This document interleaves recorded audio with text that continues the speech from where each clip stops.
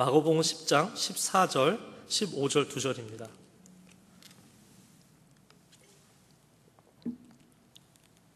네, 다 찾으셨으면 함께 읽겠습니다. 예수께서 보시고 노하시어 이르시되 어린 아이들이 내게 오는 것을 용납하고 금하지 말라. 하나님의 나라가 이런 자의 것이니라. 내가 진실로 너희에게 이르노니 누구든지 하나님의 나라를 어린 아이와 같이 받들지 않는 자는 결단코 그것에 들어가지 못하리라. 나옵니다. 하나님의 나라는 어린 아이와 같아야 들어간다고 하십니다. 그렇다면 어린 아이의 어떤 면을 가리켜서 그러신 걸까요? 아이들의 큰 특징이 뭡니까? 아이들이 어른과 다른 게 순진한 걸까요? 사실 아이들에 대해서 가장 크게 오해하는 것 중에 하나가 바로 이 아이들이 순진하다고 생각을 하는 것입니다. 물론 순진한 아이도 있겠죠. 하지만 순진한 어른도 있습니다. 유치부와 유년부 교사하시는 분들은 알겠지만 아이들은 우리가 생각하는 것보다 상당히 영악합니다.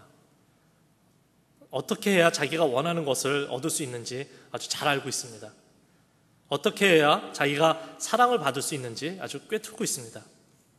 대개 가정에 아이가 셋인 경우에는 그 둘째 아이가 아주 영악합니다. 위아래로 차이기 때문에 이제 더 귀여움을 받아야 사랑받는다고 생각해서 또 부친성도 좋습니다.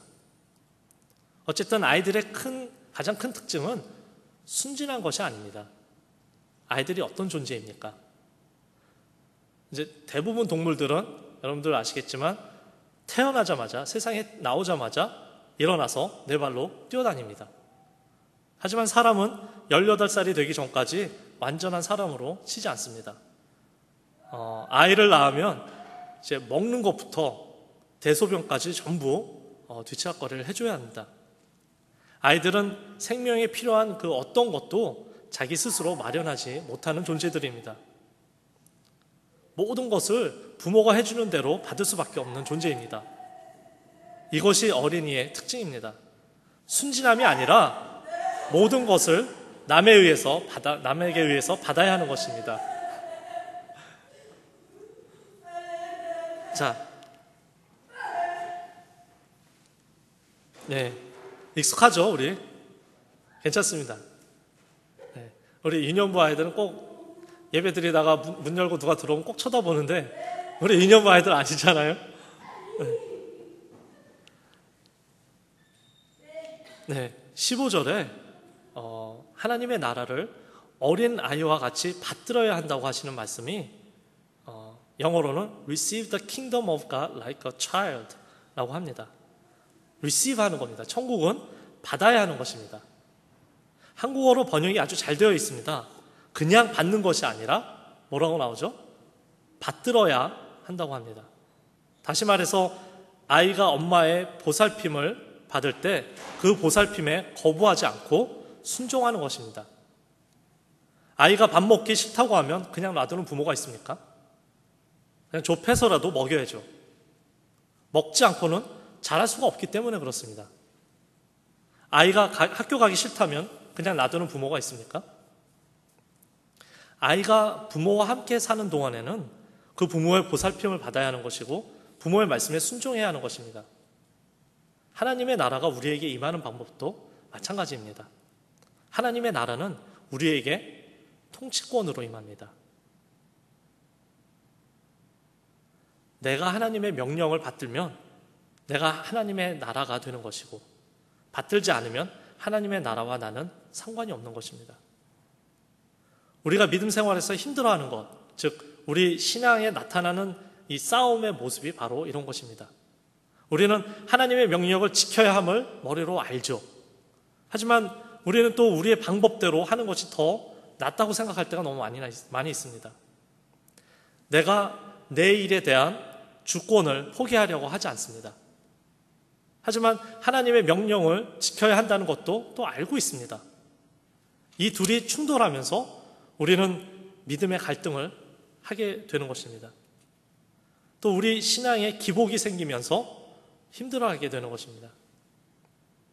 우리의 신앙은 이 스트러글, 우리 신앙의 스트러글은 결국 하나님의 통치가 우리 안에서 이루어지기 위하기 때문에 있는 것입니다. 너희는 먼저 그의 나라와 그의 의를 구하라. 많이 들어보셨죠? 마태복음 6장 33절의 말씀입니다. 여기에 나온 그의 나라는 무엇입니까? 통치권입니다. sovereignty입니다. 그렇다면 그의 나라와 또 그의 의라고 하는데 그의 의는 무엇입니까? 그 나라와 그의 나라와 같은 말입니다. 그의 나라와 그의 의는 다른 두 가지가 아닙니다. 그의 나라를 구하고 또 그의 의도 구하고 하라는 말이 아니라 같은 말입니다. 그의 의를 구하라는 말씀은 쉽게 말해서 하나님께서 이제 요구하시는 일을 우리가 하고 또 그의 뜻으로 살기를 또 우리가 구하라는 말씀입니다. 즉 하나님께서 하라는 것은 하고 하지 말라는 것은 하지 않는 것입니다. 그런 의미에서 그의 나라와 그의 의는 같은 말입니다. 많은 그리스도인들이 실수하고 힘들어하는 부분이 바로 이 부분입니다. 예수 그리스도를 나를 구원해 주시는 구세주로 믿습니다. 그렇죠? 이거는 어렵지가 않아요. 예수님께서 나를 구원해 주신 분이다. 구세주다. 하지만 나의 주인으로는 또 믿진 않습니다. 예수님을 믿는다고 하면서도 그 삶을 통해 이런 고백을 합니다. 예수님께서 십자가에 달리셔서 나의 죄를 사하심을 믿고 또 나는 천국에 갈 것입니다. 하지만 이 세상에 사는 동안에 내 삶의 주인은 나지 예수님이 아닙니다. 말로는 안 해도 삶으로 그런 고백을 하고 있습니다. 과연 여러분의 주인은 누구입니까? 내 자신이 내 삶의 주인입니까? 아니면 예수 그리스도가 나의 주인입니까? 예수님을 구세주로만 알고 주인으로는 알고 있지 못하는 거 아닙니까? 예수님을 주인으로 모신다면은 그분이 하라고 하는 일은 언제나 옳다고 믿어야 하는 것입니다. 내가 볼 때 옳다 그르다가 아니라 그분이 옳다고 하면 옳은 것입니다. 예수님께서 팥으로 매주를 쓴다고 해도 그것은 매주입니다. 이것이 예수님을 믿는다고 합니다. 예수님을 믿는다는 것은 예수님을 믿는다는 것이 과연 무엇인지에 대한 답이 바로 이것입니다. 하나님의 통치권에 굴복하는 것이고 예수님을 주인을 삼는 것입니다. 이것이 하나님 나라를 받들어 모시는 것이고 천국이 임하는 것입니다. 이것이 하나님의 자녀가 되는 것이고 하나님 나라의 백성으로 사는 것입니다. 그래서 하나님의 나라는 이렇게 정리할 수 있습니다. 우선 장소적 개념이 아니라 통치권으로 이해를 해야 합니다. 그 통치권이 무엇이냐 하면 어린아이가 하나님 나라를 받들듯이 받드는 것입니다. 아이들은 입는 것, 먹는 것, 자는 것, 공부하는 것까지 옆에서 챙겨주고 또 간섭해줘야 합니다. 챙겨주는 사람이 없으면 못하는 것이 바로 아이들의 가장 뚜렷한 특징입니다. 이와 같이 우리도 하나님에 의해서 챙겨져야 되는 사람들입니다. 하나님께서 인도해 주시고 챙겨주시지 않으시면 진정한 생명 안에 거할 수 없는 존재가 바로 우리들입니다.